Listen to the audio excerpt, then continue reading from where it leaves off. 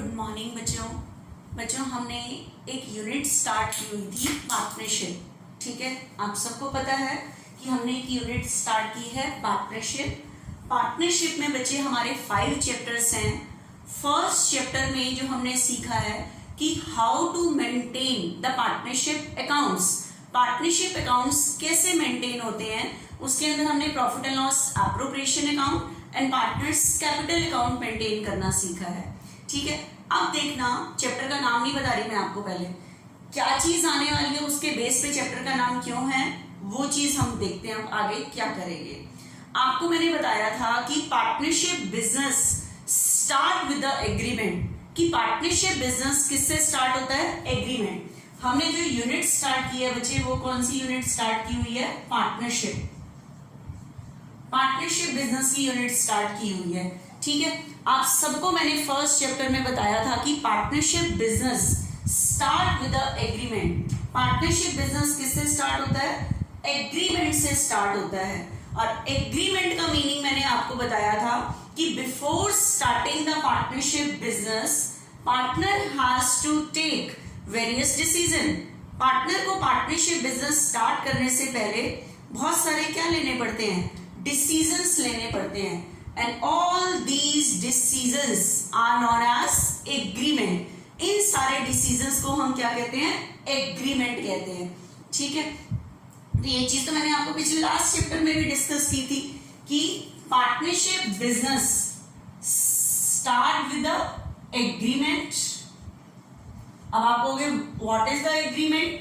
Agreement that means before starting the partnership business partner has to take various decision.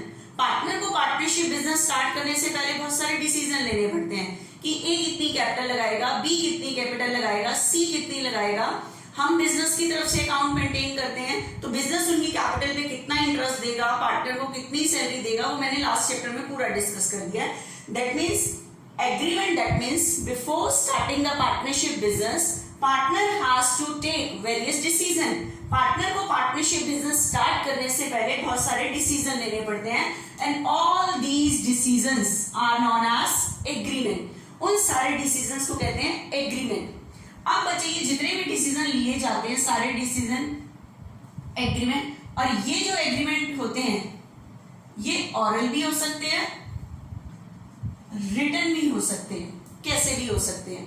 ठीक है, लेकिन partnership act 1932 की से कोई कंपल्शन नहीं है, इट में बी ऑरल और रिटन। लेकिन किसी भी तरह के डिस्प्यूट से बचने के लिए ये किसमें होने चाहिए, रिटन में होने चाहिए, सिर्फ डिस्प्यूट से बचने के लिए। And the profile in which all agreements are written, जिस फाइल में ये सारे एग्रीमेंट्स लिखे जाते हैं, that profile is known as a partnership deed. ठीक है, उस प्रोफाइल को बच्चे हम कहते हैं partnership deed.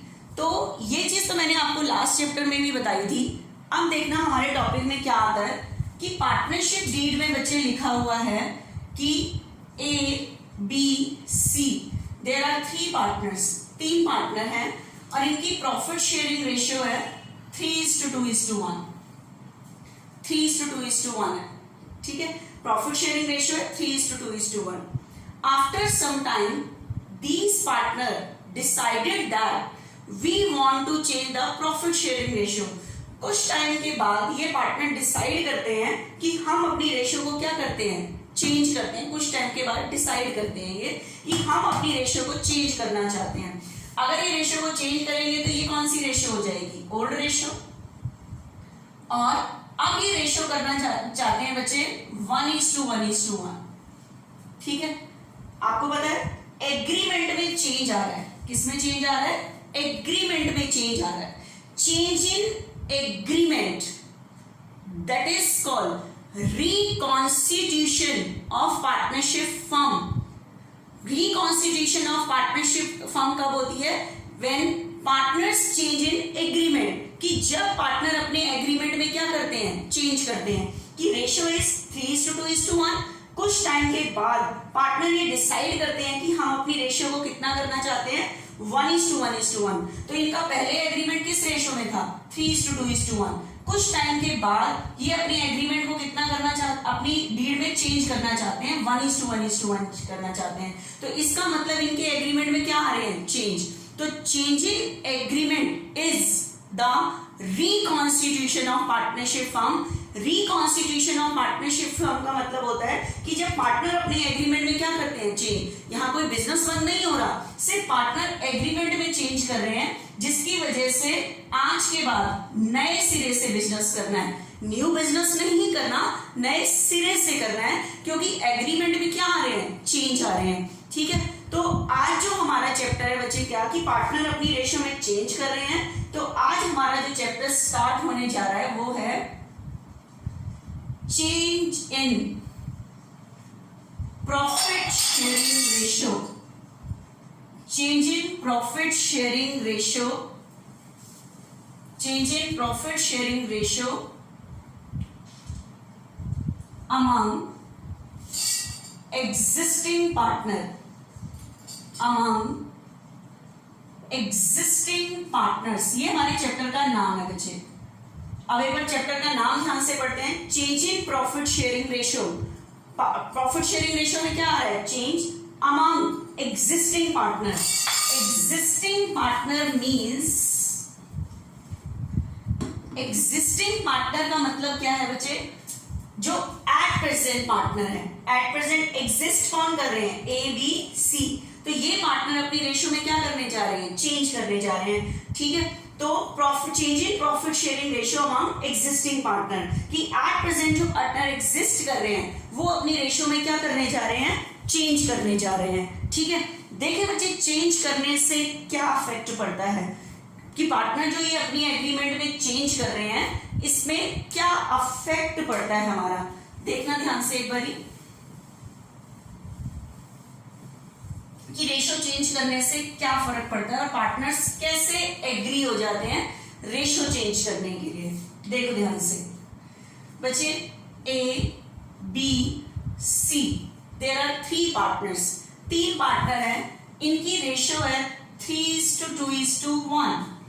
After some time these existing partner, ये जो पार्टनर है ये अपनी रेशो को चेंज करना चाहते हैं। ठीक है, मान लो ये करना चाहते हैं 1:1:1। तो जब ये रेशो को चेंज करना चाहते हैं तो जो इनकी एट प्रेजेंट रेशो थी वो तो हो जाएगी बच्चे ओल्ड रेशो, ओल्ड रेशो, और ये वाली कौन सी रेशो हो जाएगी, न्यू रेशो। ये अपनी रेशो को चेंज करना चाहते हैं। देखिए बच्चे, रेशो चेंज करने से किसको क्या फर्क पड़ता है, क्या फर्क पड़ता है और कैसे पार्टनर एग्री हो जाते हैं। ध्यान से देखना, मान लो बच्चे इनके बिजनेस में प्रॉफिट होता है 60,000। ठीक है, अगर ओल्ड रेशो के अकॉर्डिंग डिस्ट्रीब्यूट करें तो ए को तो मिलेंगे बच्चे 30,000, बी को मिलेंगे 20,000, सी को मिलेंगे 10,000। लेकिन अगर इन पार्टनर ने अपनी रेशो चेंज कर ली तो जो प्रॉफिट 3:2:1 में डिस्ट्रीब्यूट हो रहा था वो आगे से अब किस रेशो में डिस्ट्रीब्यूट होगा, 1:1:1 में। तो देखिए 1:1:1 के अकॉर्डिंग कितना पहुंचेगा, तो 1:1:1 के अकॉर्डिंग 20 इसके पास पहुंचेगा, 20 इसके पास, 20 इसके पास। देखिए रेशो चेंज करने का जो डिसीजन लिया जा रहा है उससे किसको बेनिफिट है या किसको लॉस है, क्या फर्क पड़ने वाला है इस चेंज के डिसीजन से। देखो ध्यान से बच्चे, आपको पता है कि ए को कितने मिलते थे 30। अगर रेशो चेंज हो गई तो आज के बाद बताओ ए को कितने मिलेंगे 20। पहले तो मुझे बताओ ए को फायदा हो रहा है रेशो चेंज करने से या नुकसान हो रहा है। आप कहोगे ना नुकसान हो रहा है, कितने का, 10,000 का। इसे नुकसान वर्ड यूज नहीं करेंगे, हम ये कहेंगे रेशो चेंज करने से इसे अपने प्रॉफिट का सैक्रिफाइस करना पड़ेगा। क्या करना पड़ेगा, सैक्रिफाइस करना पड़ेगा। लॉस वर्ड यूज नहीं करोगे कि रेशो चेंज के डिसीजन से ए को अपने 10,000 के प्रॉफिट का सैक्रिफाइस करना पड़ेगा। अब देखते हैं बी को, पता ना बी को ओल्ड रेशो के अकॉर्डिंग कितने मिलते थे 20, रेशो चेंज हो जाए तब भी कितने मिलेंगे 20। इसको कोई फर्क नहीं पड़ेगा रेशो चेंज हो या ना हो, इसको जितने पहले मिलते थे अब भी उतने मिलेंगे। नो प्रॉफिट और नो प्रॉफिट नो लॉस, या ये कह लो नो सैक्रिफाइस और नो गेन। अब ये गेन वर्ड आता है उसका मैं बताती हूँ, तो इसको कोई फर्क नहीं पड़ेगा चेंज के डिसीजन से। अब देखते हैं सी का। सी को पहले कितने मिलते थे 10, और रेशो अगर चेंज हो गई तो इसे आज के बाद मिलेंगे 20, तो इससे सी को तो क्या होने वाला है, फायदा होने वाला है, इसको 10,000 का फायदा होगा। ठीक है, हम इसके लिए वर्ड यूज करेंगे गेन। ठीक है, इसे 10 का फायदा होगा। ठीक है, तो 10,000 का इसे गेन होगा। तो देखिए रेशो के चेंज के डिसीजन से किसको क्या क्या फर्क पड़ रहा है। ए को तो अपने 10,000 के प्रॉफिट का सेक्रीफाइस करना पड़ रहा है, क्योंकि इसे पहले 30 मिलते थे, रेशो चेंज हो गई तो इसे 20 मिलेंगे, इसे अपने 10,000 के प्रॉफिट का सेक्रीफाइस करना पड़ेगा। इसको कोई फर्क नहीं पड़ेगा रेशो चेंज का डिसीजन हो या ना हो, लेकिन सी को बच्चे पहले मिलते थे 10,000 और आज के बाद मिलेंगे 20,000, तो इसे 10,000 का बच्चे गेन होगा, फायदा होगा।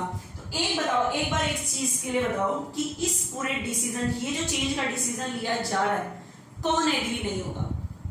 डी तो हो जाएगा क्योंकि इसको कोई फर्क नहीं है, सी भी एग्री हो जाएगा क्योंकि इसके तो पैसे बढ़ने वाले हैं रेशो चेंज के डिसीजन से। बताओ सिर्फ कौन एग्री नहीं होगा? डेफिनेट है वो एग्री नहीं होगा जिसे चेंज के डिसीजन से अपने प्रॉफिट का क्या करना पड़ रहा है, सेक्रीफाइस करना पड़ रहा है। क्या करना पड़ रहा है? सेक्रीफाइस करना पड़ रहा है। तो सी ए कभी भी क्या नहीं होगा, एग्री नहीं होगा, क्योंकि इसे पता है। आप देखो नॉर्मली हम बिजनेस कर रहे हैं, मान लो मैं भी कहीं पार्टनरशिप में कर रही हूँ, अगर कहीं हम रेशो चेंज करना चाहते हैं, आज के बाद आपको 30 की बजाय 20 मिलेगा, डेफिनेट है मैं एग्री नहीं होंगी। तो क्यों ऐसे बीच में कोई चेंज के डिसीजन से अपने प्रॉफिट का सेक्रीफाइस करने को एग्री हो जाएगा? तो आपको पता है इस चेंज के डिसीजन से सिर्फ ए एग्री नहीं हो रहा है। यहाँ पे ए मतलब जिसे क्या करना पड़ रहा है, सेक्रीफाइस, इसको कोई फर्क नहीं है, इसको बेनिफिट हो, ये फटाफट एग्री हो जाएगा।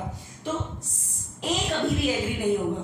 तो ए को अगर हमें इस चेंज के डिसीजन से एग्री कराना है तो डेफिनेट है इसके सेक्रीफाइस के लिए मुझे इसको कुछ देना पड़ेगा ए को, now he will be agree, तब एग्री होगा। अदरवाइज ए मतलब जो जिसको सेक्रीफाइस करना पड़ रहा है चेंज के डिसीजन से, वो कभी भी एग्री नहीं होगा कि रेशो चेंज हो जाए।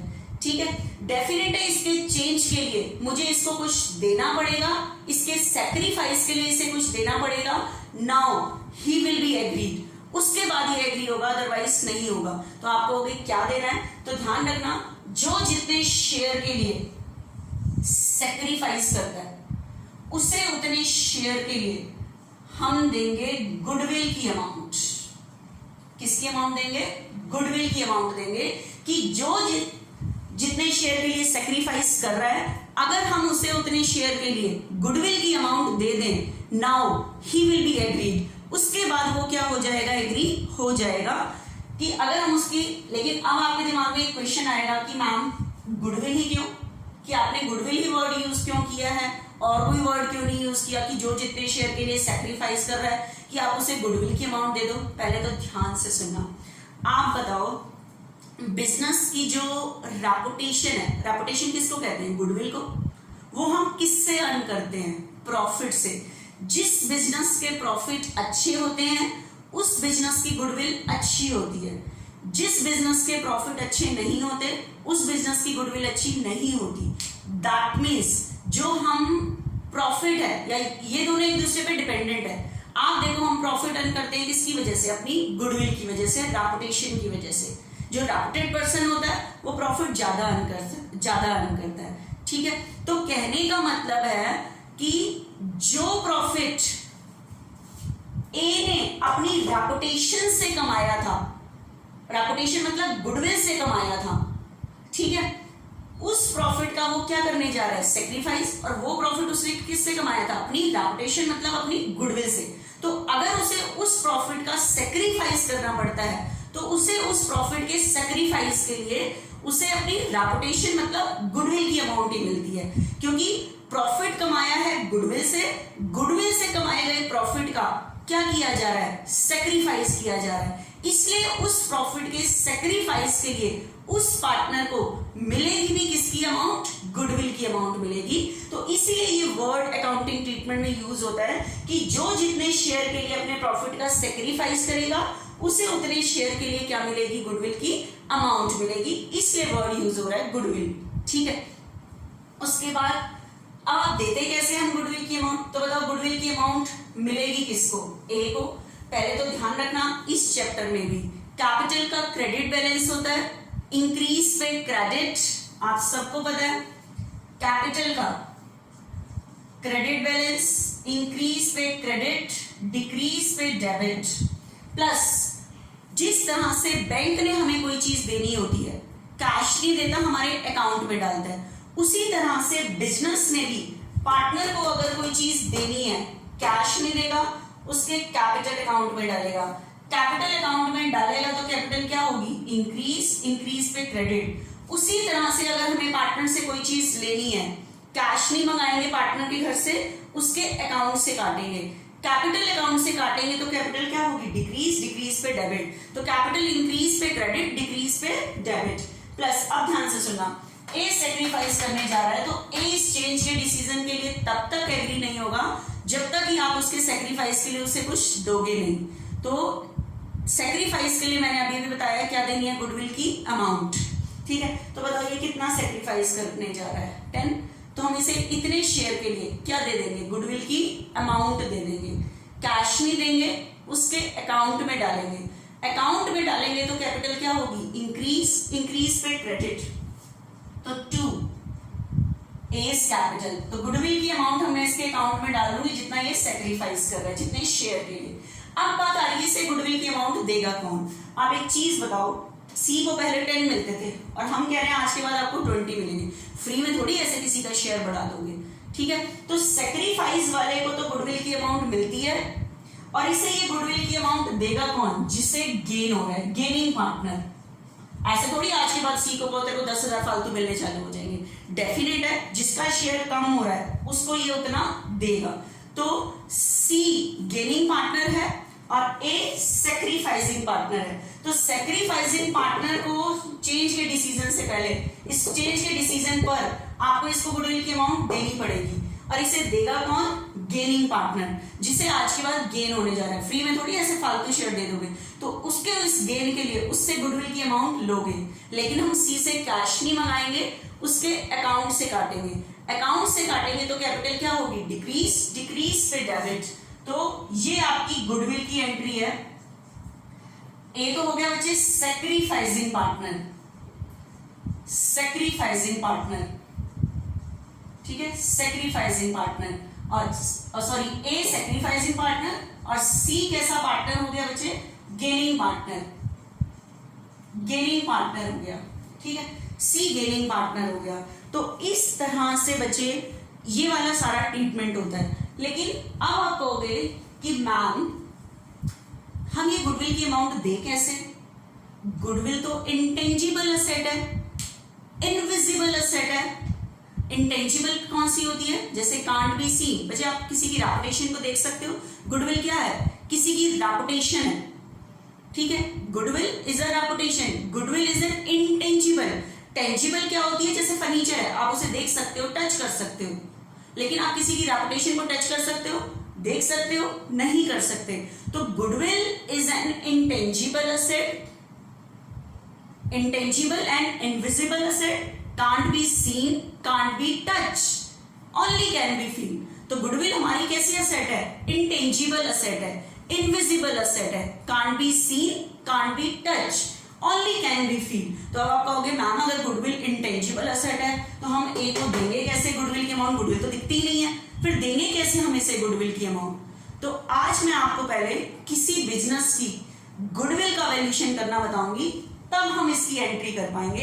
तो ये टॉपिक तो अभी हम बाद में करेंगे कि किसी पार्टनर को हम गुडविल की अमाउंट देते कैसे हैं। उससे पहले आपको गुडविल का वैल्यूएशन करना आना चाहिए, तभी तो आप इसे गुडविल की अमाउंट दोगे इसके सेक्रीफाइस के लिए। अभी तो आपको गुडविल का वैल्यूएशन करने ही नहीं आता कि किसी बिजनेस की गुडविल का वैल्यूएशन कैसे करते हैं। तो आज जो हम मुझे टॉपिक स्टार्ट करना है बच्चे, वो करना है वैल्यूएशन ऑफ गुडविल। गुडविल का वैल्यूएशन कैसे करते हैं? ठीक है, इस एंट्री को करने से पहले, क्योंकि मैंने कहा है कि जो जितने शेयर के लिए सेक्रीफाइस करता है उसे उतने शेयर के लिए मिलती है गुडविल की अमाउंट। लेकिन अब हम इसे गुडविल की अमाउंट दे कैसे?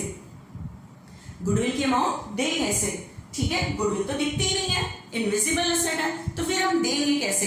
तो आज मैं आपको बताऊंगी कि गुडविल का वैल्यूएशन कैसे करते हैं। जब आप गुडविल का वैल्यूएशन कर लोगे उसके बाद आप सीख पाओगे कि गुडविल की उसको देने की एंट्री कैसे करेंगे। ठीक है, तो देखना एक बार ध्यान से।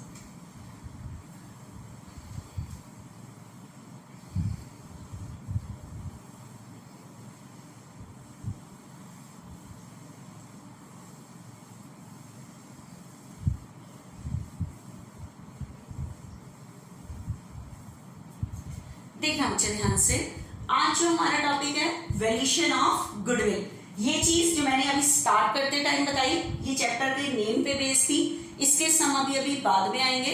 अभी आज जो हम टॉपिक स्टार्ट करने जा रहे हैं वो है वैल्यूएशन ऑफ गुडविल। गुडविल का वैल्यूएशन कैसे करते हैं, तो इसलिए मैं पार्टनर को गुडविल की अमाउंट तो बाद में दूं, पहले मुझे गुडविल का वैल्यूएशन करने आना चाहिए।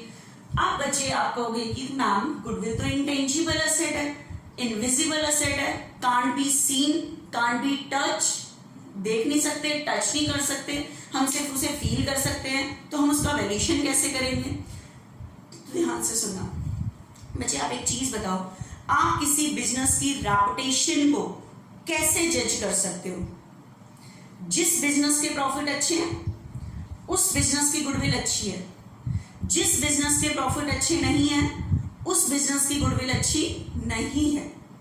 इसका मतलब किसी बिजनेस की गुडविल किस पर डिपेंडेंट है, प्रॉफिट पर।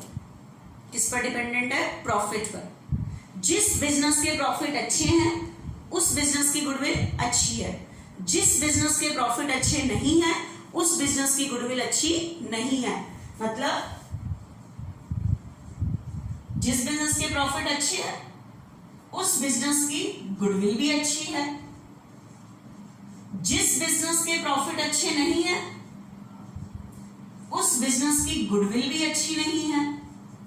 इसका मतलब goodwill is depend on profit. Goodwill किस पर डिपेंडेंट है, प्रॉफिट पर डिपेंडेंट है। इसका मतलब क्योंकि गुडविल किस पर डिपेंडेंट है, किसी भी बिजनेस की प्रॉफिट पर डिपेंडेंट है। इसीलिए बच्चे गुडविल के वैल्यूएशन के लिए, जैसे जो टेंजिबल एसेट है, जैसे फर्नीचर को बनाने के लिए मैं उसका वैल्यूएशन कर सकती हूँ, क्योंकि कोई फर्नीचर 10,000 का है, 20 का है, क्योंकि वो टेंजिबल है, मुझे दिख रहा है वो कितने का बन रहा है, उसको बनाने में कितनी कॉस्ट आई है। तो गुडविल तो दिखती ही नहीं है, तो मैं उसका वैल्यूएशन कैसे करूंगी। तो goodwill is depend on profit. इसीलिए गुडविल के वैल्यूएशन के लिए जितने भी फॉर्मूले बने हुए हैं, गुडविल के वैल्यूएशन के लिए जितने भी फॉर्मूले बने हुए हैं उसके अंदर किसी और चीज को बेस नहीं माना गया, सिर्फ प्रॉफिट को बेस माना गया है। किसको बेस माना गया है, प्रॉफिट को बेस माना गया है। ठीक है, तो गुडविल के वैल्यूएशन के लिए जितने, क्योंकि गुडविल डिपेंड है प्रॉफिट पर, इसीलिए गुडविल के वैल्यूएशन के लिए जितने भी फॉर्मूले बने हुए हैं उसके अंदर प्रॉफिट को बेस माना गया है। ठीक है, तो देखना आपके 12th क्लास के सिलेबस में, वैसे तो बताइए गुडविल के वैल्यूएशन के बहुत सारे मेथड हैं, लेकिन 12th क्लास के सिलेबस में आपके पास सिर्फ 3 मेथड ही यूज हो रहे हैं। एक एनवीटी मेथड भी है, वो भी नहीं है आपके सिलेबस में। ठीक है, आपके सिलेबस में सिर्फ 3 मेथड है गुडविल के वैल्यूएशन के। ठीक है, लेकिन तीनों मेथड में गुडविल के वैल्यूएशन के लिए सिर्फ प्रॉफिट का यूज किया जा रहा है और किसी का यूज नहीं किया जा रहा। ठीक है, क्योंकि गुडविल किस पर डिपेंडेंट है, प्रॉफिट पर, इसीलिए गुडविल के वैल्यूएशन के लिए किसी और चीज को बेस नहीं माना जा रहा, सिर्फ प्रॉफिट को बेस माना गया है। ठीक है, तो देखना हर फॉर्मूले में प्रॉफिट को ही बेस माना गया है, क्योंकि गुडविल प्रॉफिट पे डिपेंडेंट है। ठीक है, तो there are 3 methods for the valuation of goodwill. Goodwill के वैल्यूएशन के कितने मेथड्स हैं, 3। ध्यान से देखना, सारों के नाम बता रही हूं, इनका नाम भी क्यों रखा गया है गुडविल के वैल्यूएशन के लिए, सारा डिस्कस करेंगे अच्छे से। ठीक है, तो फर्स्ट मेथड है बच्चे average profit method. Average profit method goodwill के वैल्यूएशन का बच्चे फर्स्ट मेथड है average profit method. Second method super profit method, super profit method. Third method है बच्चे कैपिटलाइजेशन मेथड, कैपिटलाइजेशन मेथड। ये there are 3 methods for the valuation of goodwill.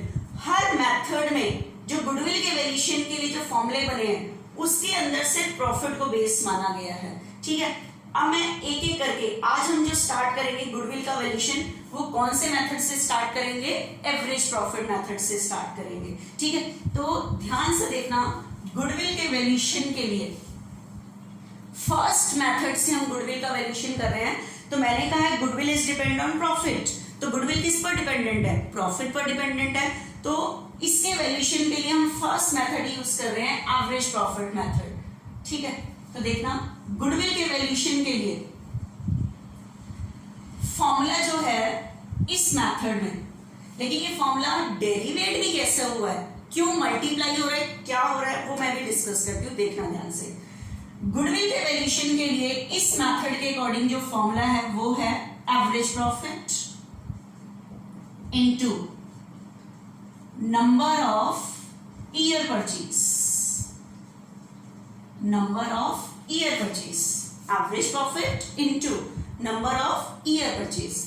अब आप कहोगे कि मैम आपने एवरेज प्रॉफिट क्यों यूज किया है, आप तो कह रहे थे गुडविल किस पर डिपेंडेंट है, प्रॉफिट पर डिपेंडेंट है। चलो देखो एवरेज प्रॉफिट क्यों यूज किया, गुडविल, तो आप कहो कि मैम गुडविल के लिए तो आप प्रॉफिट यूज करो, एवरेज प्रॉफिट क्यों यूज करो, क्योंकि आपने कहा था गुडविल प्रॉफिट पर डिपेंडेंट है, इसीलिए गुडविल के वैल्यूएशन के लिए आप प्रॉफिट यूज करो। तो ध्यान से देखना एवरेज प्रॉफिट क्यों यूज करते हैं। ठीक है बच्चे, मुझे अपने, मेरे बिजनेस है, मुझे अपने बिजनेस की गुडविल का वैल्यूएशन करना है, रेपुटेशन का। मेरे पास 3 इयर्स के प्रॉफिट है, 2001, 2002, 2003, 3 इयर्स के प्रॉफिट है।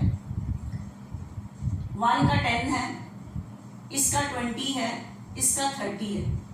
ठीक है, आपको पता है हर साल के प्रॉफिट होते हैं, तो 3 साल के प्रॉफिट है, मुझे इन 3 साल में अपने बिजनेस की गुडविल का वैल्यूएशन करना है। तो अब बात आ रही है गुडविल के वैल्यूएशन के लिए हम कौन से ईयर का प्रॉफिट उठा के यूज किए। एक ने बोला कि 2001 का यूज कर लो, किसी ने कहा 2002 का यूज कर लो, किसी ने कहा 2003 का यूज कर लो। तो बच्चे गुडविल के वैल्यूएशन के लिए कभी भी एक पर्टिकुलर ईयर का प्रॉफिट उठा के यूज नहीं किया जाता। किसी भी ईयर के प्रॉफिट को पर्टिकुलर उठा के यूज नहीं किया जाता। क्यों? क्योंकि किसी पर्टिकुलर ईयर का प्रॉफिट किसी वजह से कम हो सकता है, किसी भी रीजन की वजह से कम हो सकता है किसी वजह से ज्यादा हो गया हो। कैसे? मान लो 2001 में बिजनेस में आग लग गई थी, तो जिसकी वजह से बहुत लॉस हो गया होगा, तो इस साल का प्रॉफिट इस वजह से कम हुआ है, तो अगर मैं ये ईयर यूज कर लूंगी तो गुडविल का वैल्यूएशन कम होगा। हो सकता है मैं अगर कहूँ 2003 का प्रॉफिट यूज करूं, इस साल कोई लॉटरी से इनकम हो गई थी, ठीक है, कोई ऐसे ही जो रेगुलर बेस पे नहीं होती, प्रॉफिट से मुझे लॉटरी से इनकम हो गई थी, तो इस साल का प्रॉफिट इस वजह से ज्यादा हुआ पड़ा हो। तो कहने का मतलब है एक पर्टिकुलर ईयर का प्रॉफिट किसी वजह से कम हो सकता है, किसी वजह से ज्यादा हो सकता है। कोई एक पर्टिकुलर ईयर का प्रॉफिट गुडविल के वैल्यूएशन के लिए उठा के यूज नहीं किया जाता। क्यों नहीं किया जाता? क्योंकि एक पर्टिकुलर ईयर का प्रॉफिट किसी वजह से कम हो सकता है, किसी भी रीजन की वजह से ज्यादा हो सकता है इस साल आग लग गई हो और इस साल कोई लॉटरी से इनकम हो गई हो। ठीक है, तो गुडविल के वैल्यूएशन के लिए जितने भी ईयर्स गिवन होते हैं, उनमें से उठा के किसी एक पर्टिकुलर ईयर का प्रॉफिट यूज नहीं किया जाता, उन सारे सालों के प्रॉफिट की एवरेज की जाती है। क्या की जाती है? Average profit. अब आप कहोगे एवरेज प्रॉफिट क्या होता है? एवरेज प्रॉफिट एक मिडल प्रॉफिट होता है कि जितने भी साल होते हैं उनके बीच के ईयर का प्रॉफिट, कि ना कम वाला ही निकालता है ना ज्यादा। एवरेज प्रॉफिट एक साल का ही प्रॉफिट होता है, लेकिन ना कम वाले ईयर का होता है ना ज्यादा वाले का। तो देखना कैसे एवरेज प्रॉफिट कैसे करते हैं। एवरेज प्रॉफिट के लिए मैंने जितने भी साल गिवन है उनके प्रॉफिट का टोटल किया, कितना है total? 60 and divided by number of years, average profit का फॉर्मूला क्या है? एवरेज प्रॉफिट का फॉर्मूला है टोटल प्रॉफिट, ये जितने ईयर्स गिवन है इनके प्रॉफिट का टोटल किया, plus divided by number of years, number of years से डिवाइड कर दो। तो देखना एक बार, आपने जब डिवाइड करके एवरेज प्रॉफिट निकाला तो बताओ एवरेज प्रॉफिट आया एक सिंगल ईयर का प्रॉफिट, लेकिन ना कम वाले ईयर का ना ज्यादा वाले ईयर का। तो एवरेज प्रॉफिट बच्चे एक साल का ही प्रॉफिट होता है, लेकिन ना वो कम वाले ईयर का होता है ना ज्यादा वाले। तो आपके पास क्वेश्चन में कभी भी जैसे 7 ईयर्स गिवन है, तो 7 ईयर्स के प्रॉफिट का टोटल करो, divided by numbers year upon में 7। तो एवरेज प्रॉफिट आएगा, ना कि वो कम वाले ईयर का आएगा ना ज्यादा होगा, एक साल का ही, लेकिन ना वो कम प्रॉफिट होता है ना ज्यादा, ताकि गुडविल का वैल्यूएशन हो सही हो।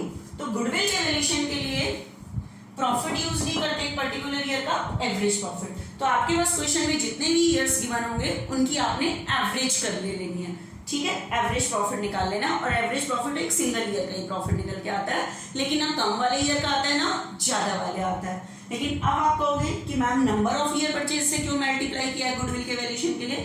तो गुडविल के वैल्यूएशन के लिए नंबर ऑफ ईयर परचेज से क्यों मल्टीप्लाई किया है वो ध्यान से समझना।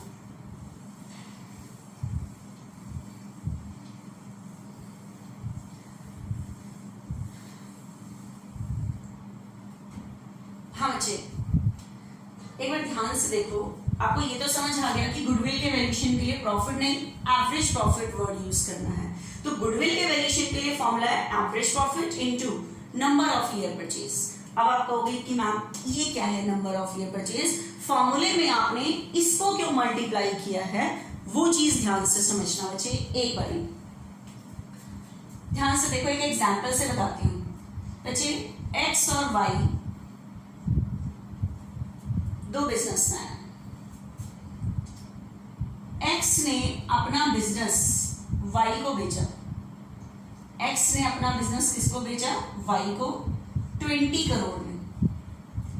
लेकिन एक्स की रेपुटेशन अच्छी थी, तो जिसकी वजह से ये जब अपना बिजनेस वाई को बेच रहा है तो इससे अपनी रेपुटेशन की भी अमाउंट ली, मतलब गुडविल की अमाउंट। तो बताओ गुडविल का वैल्यूएशन कौन करेगा? जो अपने बिजनेस को बेच रहा है, ठीक है, जो अपने बिजनेस को बेच रहा है, ठीक है। तो एक्स ने 20 करोड़ तो अपना बिजनेस है उसके लिए, लेकिन वाई से कहा कि मेरी रेपुटेशन भी बहुत अच्छी है, इसके भी पैसे दो।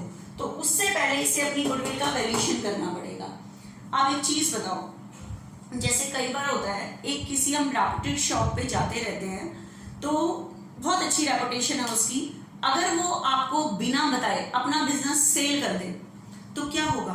जब आप उसकी शॉप पे जाओगे आप जाते रहोगे, ये सोचिए कि आज उसका बेटा खड़ा होगा या नौकर खड़ा होगा, तो मतलब जाते रहोगे। अगर वो क्वालिटी अच्छी मतलब उसने अगर क्वालिटी उसी तरह से मेंटेन की, तो पुराने वाले की रेपुटेशन का खरीदने वाले को क्या मिला? बेनिफिट मिलता है। क्या मिलता है? बेनिफिट। मतलब कस्टमर पुराने वाले की रेपुटेशन की वजह से उसकी शॉप पे कई सालों तक जाते रहते हैं, तो उसकी रेपुटेशन का नए बिजनेसमैन को भी बेनिफिट मिलता है। तो पुराना बिजनेसमैन अपनी इस रेपुटेशन की वजह से पहले से ही गुडविल की अमाउंट में उतना मल्टीप्लाई करके चलता है जितना उसको बेनिफिट होने वाला होता है। तो देखना कैसे, जब एक्स ने अपनी गुडविल का वैल्यूएशन किया तो एवरेज प्रॉफिट तो निकाला, जैसे अभी एवरेज प्रॉफिट आया था 20,000 आया था, अभी मैंने यहाँ पे निकाला था 20,000, 10 था, 20 था, 30 था, एवरेज प्रॉफिट 20 आया था। तो एक्स ने अगर अपनी गुडविल का वैल्यूएशन किया 20, क्योंकि गुडविल प्रॉफिट पर डिपेंडेंट है, ठीक है, लेकिन एक्स को लग रहा है मेरी रेपुटेशन की वजह से इसको बिजनेस खरीदने के बाद 5 साल तक मेरी वजह से ही फायदा मिलेगा वाई को मेरे बिजनेस में, तो ये इससे गुडविल की अमाउंट 5 गुना फालतू लेगा प्रॉफिट के उससे, ठीक है। तो नंबर ऑफ ईयर परचेज क्या होता है? जो हमारे बिजनेस को खरीद रहा होता है, हमारी रेपुटेशन की वजह से उसे फ्यूचर में जितने ईयर्स तक बेनिफिट होने वाला होता है उतने ईयर्स को कहते हैं नंबर ऑफ ईयर परचेज। ये क्वेश्चन में आपको गिवन होंगे, कोई ऐसे नहीं है, तो मैं फॉर्मूले की डेरिवेशन बता रही हूँ कि क्या चीज है ये, ठीक है। तो एक्स ने अपनी गुडविल का वैल्यूएशन किया, प्रॉफिट तो 20 थे, लेकिन एक्स की रेपुटेशन की वजह से वाई को 5 साल तक इसकी वजह से बेनिफिट होगा, तो ये एक्स जब अपनी गुडविल का वैल्यूएशन करेगा वो 5 गुना ज्यादा करेगा, तो ये वाई से गुडविल 20 नहीं लेगा, कितनी लेगा? 1 लाख लेगा। तो ये नहीं कि गुडविल प्रॉफिट पर डिपेंडेंट है, जितना प्रॉफिट है उतनी गुडविल हो जाएगी, नंबर ऑफ ईयर परचेज से मल्टीप्लाई करना पड़ेगा, ये क्वेश्चन में आपको गिवन होगा, ठीक है। तो ये क्वेश्चन का, तो अब आपको फॉर्मूला ध्यान रखना है, गुडविल का average profit into number of year purchase. तो गुडविल के वैल्यूएशन का बच्चे ये फॉर्मूला आ गया, average profit into number of year purchase, ठीक है। उसके बाद बच्चे ध्यान से सुनना, आगे जो मैं बता रही हूँ, ये तो मैंने आपको गुडविल के वैल्यूएशन का फॉर्मूला बताया, average profit into number of year purchase. Number of year purchase आपके पास क्वेश्चन में गिवन होंगे, प्लस एवरेज प्रॉफिट निकालने के लिए आपके पास बहुत सारे सालों के प्रॉफिट होंगे, उनकी एवरेज कर लेना। अब एक और चीज ध्यान से सुनो, गुडविल के वैल्यूएशन के लिए जितने भी ईयर्स के प्रॉफिट गिवन होंगे, जैसे आपको बहुत सारे सालों के प्रॉफिट गिवन हो सकते हैं, जैसे 96, 97, 98, 99, 2000 मान लो गिवन है, इसका 10 गिवन है, इस ईयर का 20 गिवन है, फिर 30 गिवन है, फिर 40, फिर 50। ठीक है, आपको बहुत सारे सालों के प्रॉफिट गिवन है, और मैंने कहा है गुडविल के वैल्यूएशन के लिए कोई पर्टिकुलर ईयर का प्रॉफिट उठा के यूज नहीं करना, उनकी एवरेज करनी है। एवरेज करने से एक सिंगल ईयर का प्रॉफिट आता है। देखो एवरेज कैसे करते हैं, एवरेज प्रॉफिट। एवरेज प्रॉफिट का फॉर्मूला है टोटल प्रॉफिट, जितने भी ईयर्स गिवन है उनका टोटल करो, कितना हो गया 90, 120, 120 और 30, 150। ठीक है, तो टोटल प्रॉफिट अपॉन में नंबर ऑफ ईयर्स, तो टोटल प्रॉफिट गिवन है बच्चे 150 और नंबर ऑफ ईयर्स कितने हैं 5, 30। तो देखो ना कम वाला आया ना ज्यादा वाला, तो एवरेज करने से एक मिडिल ईयर का प्रॉफिट आता है, बीच वाला प्रॉफिट आता है। तो इसीलिए गुडविल के वैल्यूएशन के लिए कभी भी एक पर्टिकुलर ईयर का प्रॉफिट उठा के यूज नहीं किया जाता। जितने भी ईयर्स गिवन होते हैं उनकी क्या की जाती है, एवरेज की जाती है। ठीक है, तो अब ध्यान से सुनो, ये जो एवरेज है, एवरेज करना आपको आ गया, जितने ईयर्स गिवन है उनके प्रॉफिट का टोटल करो और divided by number of years, इससे आपका बीच का प्रॉफिट आ जाता है, एवरेज प्रॉफिट जिसे कहते हैं। अब मेरी बात को ध्यान से सुनो, ये आपको जितने भी ईयर्स के प्रॉफिट गिवन है इनकी एवरेज करने से पहले आपको चेक करना है ये सारे प्रॉफिट। ध्यान से सुनो, गुडविल के वैल्यूएशन के लिए जितने भी ईयर्स के प्रॉफिट गिवन हैं उनकी एवरेज करने से पहले आप सबको आपको ये चेक करना है कि ये हर साल का प्रॉफिट नॉर्मल प्रॉफिट होने चाहिए। क्या होने चाहिए, जितने भी ईयर्स के प्रॉफिट गिवन है ये सारे नॉर्मल प्रॉफिट होने चाहिए। क्या होने चाहिए, नॉर्मल प्रॉफिट होने चाहिए। अब आपके दिमाग में क्वेश्चन आएगा कि ma'am what is the normal profit, normal profits क्या होते हैं।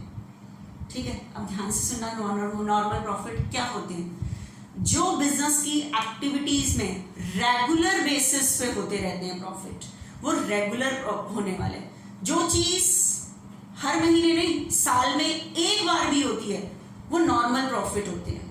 क्या होते हैं, नॉर्मल प्रॉफिट होते हैं। ठीक है, तो गुडविल के वैल्यूएशन के लिए जितने भी ईयर्स के प्रॉफिट गिवन है वो सारे नॉर्मल प्रॉफिट होने चाहिए।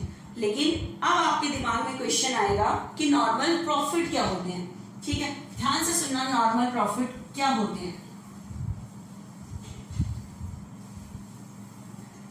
बताओ।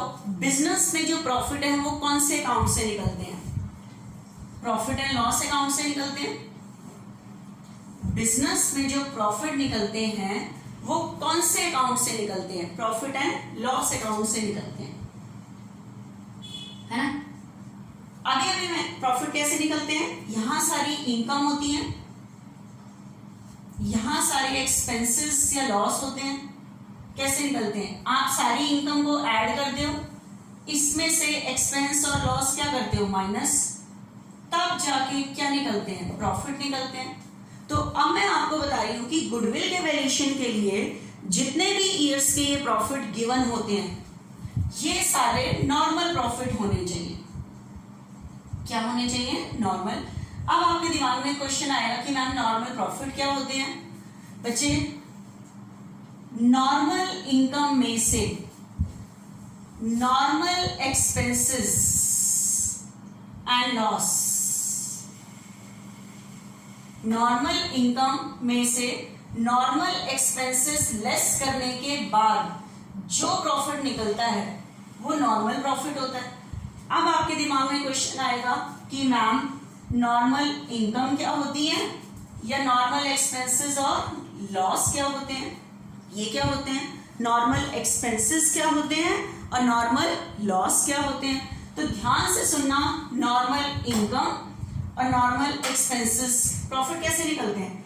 इनकम सारी ऐड होती है, एक्सपेंसेस और लॉस इसमें से लेस होते हैं, प्रॉफिट होता है। लेकिन अब क्वेश्चन आ रहा है नॉर्मल इनकम क्या होती है? तो ध्यान से सुनना बच्चे, बिजनेस की जो हम माल सेल परचेज की जो एक्टिविटीज करते हैं उनसे जो रेगुलर बेस पे जो हमें इनकम होती है, जो चीज रेगुलर बेस पे होती रहती है वो नॉर्मल चीज होती है, ठीक है। जो एक्सपेंसेस रेगुलर होते रहते हैं वो नॉर्मल एक्सपेंसेस होते हैं। कोई एक्सपेंसेस साल में भी एक बार हो रहा है वो नॉर्मल ही है। जैसे हमने एडवर्टीजमेंट पे खर्च किया, ठीक है, हर साल करते हैं तो नॉर्मल एक्सपेंस है। वर्कर को सैलरी देते हैं, नॉर्मल एक्सपेंस है। लेकिन लॉस बाय थेफ्ट, चोरी होने का लॉस, तो आपको पता है लॉस सारी यहाँ आते हैं डेबिट साइड में। क्या चोरी रेगुलर बेस पे होती है? No, these are the abnormal expenses. कौन से एक्सपेंसेस? एबनॉर्मल।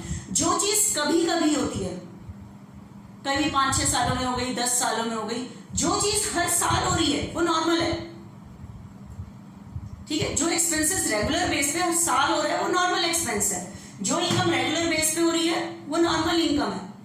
जो चीज कभी कभी होती है वो एबनॉर्मल है। जो इनकम कभी कभी रिसीव होती है वो एबनॉर्मल इनकम है। जो लॉस और एक्सपेंसेस कभी कभी होता है वो एबनॉर्मल एक्सपेंस और एबनॉर्मल लॉस है, ठीक है। लेकिन हमें बच्चे अपने बिजनेस की गुडविल का वैल्यूएशन करना है तो हमें अपने बिजनेस के नॉर्मल इनकम लेनी है, नॉर्मल एक्सपेंस लेने हैं।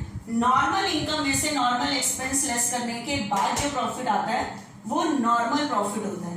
तो इसीलिए मैंने वर्ड यूज किया कि गुडविल के वैल्यूएशन के लिए जितने भी ईयर्स के प्रॉफिट होते हैं वो नॉर्मल प्रॉफिट होने चाहिए, ठीक है। नॉर्मल प्रॉफिट क्या होता है? नॉर्मल इनकम में से नॉर्मल एक्सपेंसेस लेस करने के बाद जो प्रॉफिट आता है वो नॉर्मल प्रॉफिट होता है, ठीक है। लेकिन कई बार आपको इसमें एडजस्टमेंट करनी पड़ेगी। क्या? आपको जो प्रॉफिट गिवन है, आपको क्वेश्चन में कह रहा है कि कई बार इस प्रॉफिट को निकालते टाइम यहां पर कुछ एबनॉर्मल एक्सपेंसेस एंड लॉस, आपको पता है प्रॉफिट निकालते टाइम इनकम सारी ऐड होती है, खर्चे और लॉस यहां पे आते हैं, लेस होते हैं। और कैसा लॉस लेस हो गया है? एबनॉर्मल। कैसा लॉस लेस हो गया है? Abnormal loss. क्योंकि प्रॉफिट कैसे निकलता है? इनकम में से ये एक्सपेंसेस लेस होते हैं और मैंने कहा नॉर्मल प्रॉफिट यूज करना है तो यहाँ नॉर्मल इनकम होनी चाहिए, यहाँ नॉर्मल एक्सपेंसेस होने चाहिए। मतलब नॉर्मल इनकम में से सिर्फ नॉर्मल एक्सपेंसेस लेस होने चाहिए, फालतू एक्सपेंस क्या नहीं होने चाहिए? लेस नहीं होने चाहिए। लेकिन आपको पता लग रहा है कि जो आपके पास क्वेश्चन में प्रॉफिट निकला है उसको निकालते टाइम कोई एबनॉर्मल लॉस लेस हो गया। और अब आप कहोगे एबनॉर्मल लॉस क्या होता है? जो कभी कभी होता है, जैसे लॉस बाय थेफ्ट, ठीक है, लॉस बाय फायर, आग लगने का लॉस। क्या ये रेगुलर बेस पे होता है? नहीं। लेकिन इस प्रॉफिट को निकालते टाइम ये यहाँ लेस हो गया, तो एबनॉर्मल चीज तो लेस होनी ही नहीं चाहिए। तो आप इस प्रॉफिट को सही करने के लिए क्या करोगे? तो कोई एबनॉर्मल एक्सपेंस अगर लेस हो गया है तो आप उसे ऐड कर दोगे। तो आपको गुडविल के वैल्यूएशन के लिए, प्रॉफिट को सही करने के लिए, प्रॉफिट को नॉर्मल करने के लिए 5 स्टेप लेने पड़ेंगे कि अगर इस प्रॉफिट को निकालते टाइम कोई एबनॉर्मल लॉस यहां से लेस हो गया है, तो एबनॉर्मल लॉस तो प्रॉफिट निकालते टाइम लेस होना ही नहीं चाहिए गुडविल के वैल्यूएशन के लिए, तो आप उसे क्या कर दोगे? ऐड कर दोगे। तो abnormal loss and expense add कर दोगे, ठीक है। आप बताओ गुडविल के वैल्यूएशन के लिए यहां पे मैंने कहा है कैसी इनकम होनी चाहिए? Normal income. कैसी होनी चाहिए? नॉर्मल, जो रेगुलर बेस पे होती है।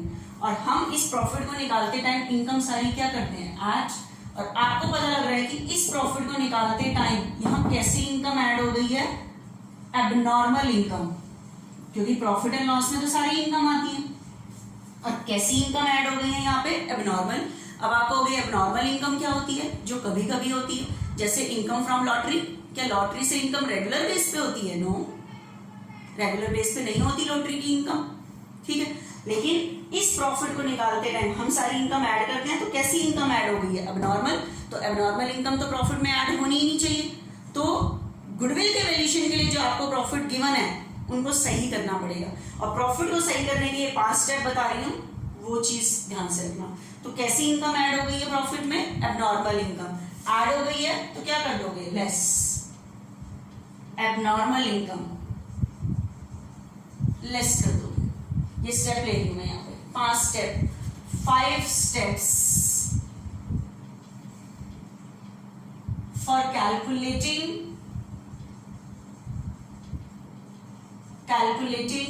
normal profit, for calculating normal profit for the valuation of goodwill, for the valuation of goodwill, ठीक है, for the valuation of goodwill।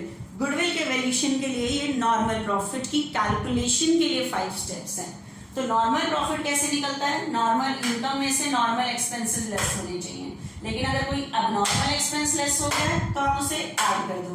यहाँ पे कोई अबनॉर्मल इनकम ऐड हो गई है, नॉर्मल इनकम कभी कभी वाली इनकम होती है, तो वो ऐड नहीं होनी चाहिए, लेस कर देंगे। आप ध्यान से सुनना, गुडविल के वैल्यूएशन के लिए मैंने कहा है नॉर्मल प्रॉफिट होना चाहिए, ठीक है। अब नॉर्मल का तो स्टेप मैंने आपको बता दिया। नॉर्मल इनकम में से नॉर्मल एक्सपेंसेस लेस करने के बाद जो प्रॉफिट आता है वो नॉर्मल प्रॉफिट होता है। लेकिन अगर आपको पता लग रहा है कोई नॉर्मल एक्सपेंस लेस करना भूल गया है प्रॉफिट को निकालते हैं, नॉर्मल एक्सपेंस क्या होता है? जो रेगुलर बेस पे होता है। जैसे आपको पता है आप पार्टनर को सैलरी रेगुलर बेस पे देते हो, वर्कर को वेजेस रेगुलर बेस पे देते हो, तो जो एक्सपेंसेस नॉर्मली होते रहते हैं बिजनेस को चलाने के लिए वो नॉर्मल एक्सपेंसेस है। अब आपको पता लग रहा है कि इस प्रॉफिट को निकालते टाइम कोई नॉर्मल एक्सपेंसेस लेस नहीं हुआ, इस प्रॉफिट को निकालते टाइम कोई नॉर्मल एक्सपेंसेस लेस नहीं हुआ, तो नॉर्मल एक्सपेंसेस तो प्रॉफिट को निकालते टाइम लेस होना चाहिए, तो लेस नहीं हुआ तो नॉर्मल एक्सपेंसेस को लेस कर दोगे, नॉर्मल एक्सपेंसेस को लेस कर दोगे, क्योंकि नॉर्मल प्रॉफिट कैसे निकलता है? नॉर्मल इनकम में से नॉर्मल एक्सपेंसेस लेस होने चाहिए, तब नॉर्मल प्रॉफिट आता है। और गुडविल के वैल्यूएशन के लिए वही प्रॉफिट यूज करते हैं, ठीक है। तो अगर कोई नॉर्मल एक्सपेंसेस लेस करना भूल गए हैं तो उसे लेस कर दो। अब बताओ यहाँ पे कौन सी इनकम आती है? नॉर्मल इनकम सारी ऐड होती है, लेकिन कोई हम यहाँ नॉर्मल इनकम को लिखना भूल गए, किसी नॉर्मल इनकम को ऐड करना भूल गए हैं, तो नॉर्मल इनकम तो यहाँ होनी चाहिए जो बिजनेस पे रेगुलर बेस पे होती है, और वो प्रॉफिट की कैलकुलेशन करते टाइम यहाँ ऐड नहीं हुई। तो नॉर्मल इनकम अगर ऐड नहीं हुई तो नॉर्मल इनकम को ऐड कर दो, नॉर्मल इनकम को ऐड कर दो, ठीक है। अब 5th step, first step, second, third, fourth, 4 step मैंने आपको बता दिए गुडविल के वैल्यूएशन के लिए क्या क्या स्टेप्स आपने लेने हैं, ठीक है। अब देखना ध्यान से लास्ट स्टेप। बच्चे, हमने अपने बिजनेस की गुडविल का वैल्यूएशन करना है। किसका वैल्यूएशन करना है? बिजनेस की गुडविल का वैल्यूएशन करना है। इसीलिए गुडविल के वैल्यूएशन के लिए प्रॉफिट भी बिजनेस के होने चाहिए, ठीक है। इनकम जो हमारी है वो बिजनेस की होनी चाहिए। जैसे मैं कपड़े का बिजनेस कर रही हूं, कपड़े को सेल करने से, कपड़े की एक्टिविटीज से जो मुझे इनकम हो रही है उससे जो प्रॉफिट निकलता है वो मेरा बिजनेस का प्रॉफिट है, वो मेरा ट्रेडिंग प्रॉफिट है। ट्रेड मतलब सेल परचेज करने से जो प्रॉफिट होता है, जिस चीज का मैं बिजनेस कर रही हूं उसकी सेल परचेज करने से जो मुझे प्रॉफिट हो रहा है वो मेरा ट्रेडिंग प्रॉफिट है। कैसा प्रॉफिट है? ट्रेडिंग। लेकिन कई बार इस प्रॉफिट को निकालते टाइम यहाँ पे इनकम साइड में कुछ नॉन ट्रेडिंग इनकम, कैसी income? Non trading income, non trading income, income यहां सारी ऐड ही हो जाती है। और इस इनकम साइड में कौन सी इनकम ऐड हो गई है? Non trading income. अब आप कहोगे नॉन ट्रेडिंग इनकम क्या होता है? बच्चे, अगर मैं कपड़े का बिजनेस कर रही हूँ, कपड़े की सेल परचेज से जो मुझे प्रॉफिट होगा, इनकम होगी, वो मेरी ट्रेडिंग इनकम होगी। जैसे कपड़े को मैंने बेचा, उससे जो मुझे पैसे रिसीव हुए वो मेरी ट्रेडिंग इनकम। ट्रेड मतलब सेल परचेज करने से जो हुई, ठीक है। मैं कपड़े का बिजनेस कर रही हूँ तो मुझे बिजनेस, कपड़े की बिजनेस की तो गुडविल का वैल्यूएशन करना है, तो उसी की सेल परचेज से जो प्रॉफिट होता है, इनकम होती है, तो मुझे वही यूज करनी है गुडविल के वैल्यूएशन के लिए, वही प्रॉफिट यूज करना है। लेकिन आपको पता है कई बार हम उस पैसे को, मान लो मेरे पास कुछ पैसा था, मैंने बाहर इन्वेस्ट कर दिया, तो मुझे इंटरेस्ट रिसीव हुआ, तो बताओ मैं बिजनेस तो किस चीज का कर रही थी, कपड़े का। तो जो पैसा मैंने बाहर इन्वेस्ट किया उसके ऊपर जो मुझे इंटरेस्ट रिसीव हुआ, क्या ये मेरे कपड़े का माल बेचने की इनकम है? No, this is the non trading income. ठीक है, ट्रेडिंग होती है मैं जिस चीज का बिजनेस कर रही हूँ उसकी सेल परचेज की जो इनकम है वो मेरी ट्रेडिंग इनकम है। लेकिन मैंने कोई पैसा बाहर इन्वेस्ट किया हुआ है, उसके ऊपर मुझे इनकम रिसीव हो रही है, तो ये मेरे अपने बिजनेस की इनकम नहीं है। This is the non trading income. तो ये इनकम भी गुडविल के वैल्यूएशन के लिए यूज नहीं करनी। किस लिए? क्योंकि मुझे अपने बिजनेस की गुडविल का वैल्यूएशन करना है, तो मुझे जो प्रॉफिट इनकम लेनी है वो अपने बिजनेस की लेनी है, कपड़े के बिजनेस की लेनी है, जिस चीज का मैं बिजनेस कर रही हूँ। तो अगर इनकम साइड में कोई नॉन ट्रेडिंग इनकम ऐड हो गई है तो वो हमारी नॉन बिजनेस इनकम है।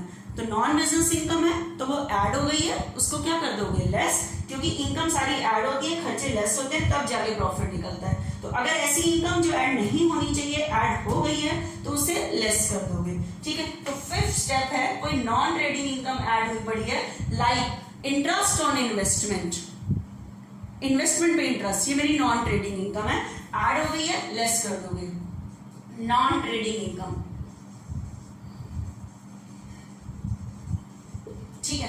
तो ध्यान रखना, गुडविल के वैल्यूएशन के लिए जितने भी ईयर्स के प्रॉफिट गिवन हैं वो नॉर्मल प्रॉफिट होने चाहिए। नॉर्मल प्रॉफिट कैसे निकलता है? नॉर्मल इनकम में से नॉर्मल एक्सपेंसेस लेस होते हैं, तब जाके जो प्रॉफिट निकलता है वो नॉर्मल प्रॉफिट होता है। तो गुडविल के वैल्यूएशन के लिए नॉर्मल प्रॉफिट होना चाहिए। लेकिन अगर आपको पता लग रहा है कि इस नॉर्मल प्रॉफिट को निकालते टाइम यहाँ पे कोई एबनॉर्मल एक्सपेंसेस लेस हो गया, एबनॉर्मल क्या होता है? जो कभी कभी होता है, तो एबनॉर्मल तो यहाँ पे लेस होना ही नहीं चाहिए। प्रॉफिट कैसे निकलता है? इनकम ऐड होती है, एक्सपेंसेस लेस होते हैं, एक्सपेंसेस लेस हुए पड़े होते हैं, तो लेकिन सिर्फ कौन से एक्सपेंसेस लेस होने चाहिए? नॉर्मल।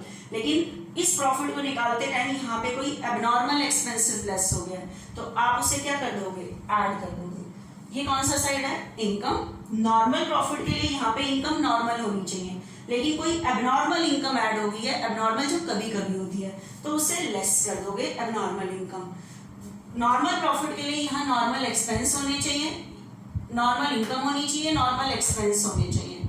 लेकिन कोई नॉर्मल एक्सपेंसेस लेस करना भूल गए हो, कर गए कि नॉर्मल एक्सपेंसेस तो लेस होने चाहिए, तो उसे लेस कर दोगे।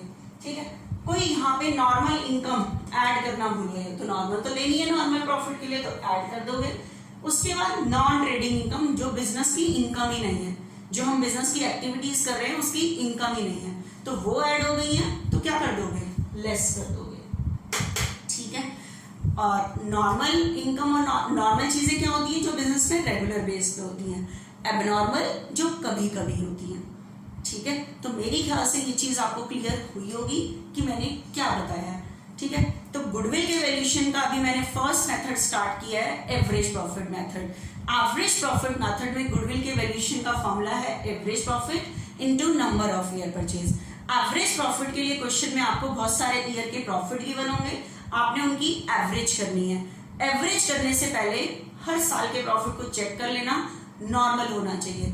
अब आप कहोगे एडलेस का हमें पता कैसे चलेगा? वो क्वेश्चन में गिवन होगा क्या चीज नॉर्मल है, क्या चीज अबनॉर्मल है, वो आपको आइडेंटिफाई करनी पड़ेगी। ठीक है, तो अब मैं आपको एवरेज प्रॉफिट मेथड के नेक्स्ट लेक्चर में इलस्ट्रेशन स्टार्ट कराती हूँ। ठीक है बच्चे, अगर कोई प्रॉब्लम है तो मुझे कॉल करके पूछ सकते हो।